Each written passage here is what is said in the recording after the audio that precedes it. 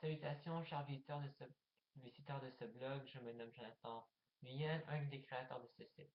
Cette vidéo a pour but de vous présenter la situation actuelle du Brésil dans le cadre d'un projet de monde contemporain. Commençons tout d'abord par la politique. Comme vous le saviez sûrement, les élections fédérales se sont terminées le 26 octobre dernier avec une victoire très serrée de Dilma Rousseff.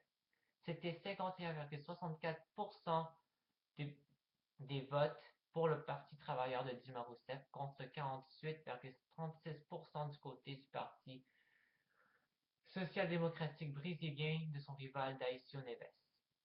Face aux nombreuses controverses par rapport à la corruption, la présidente brésilienne, qui prêtera un serment le 1er janvier prochain, a fait de nombreux gages par rapport au mécontentement. Elle a promis de servir durement contre la corruption.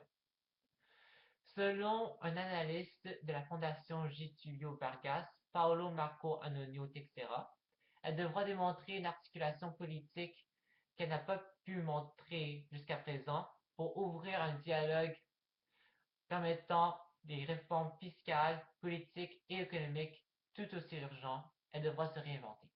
En parlant de corruption en matière de richesse et économie, le Brésil essaie toujours de régler le scandale de corruption de la compagnie pétrolière Petrobras. Les arrestations ont été portées à 24 personnes liées au vaste réseau de pots de vin et de blanchiment d'argent créé par cette compagnie. Un montant de cet argent a été déversé illégalement aux partis politiques, dont celle de la présidente actuelle, qui, comme je l'ai mentionné plus tôt, s'est livré un combat contre la corruption. Du côté de l'environnement, le Brésil n'échappe pas aux effets du réchauffement climatique causé par la pollution.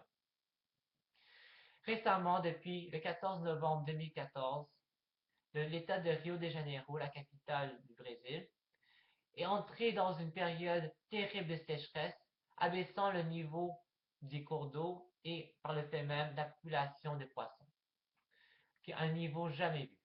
En conclusion, en conclusion, la situation du Brésil actuelle s'amorce difficile et ne vous inquiétez pas, nous continuerons à vous informer sur le développement des événements du pays.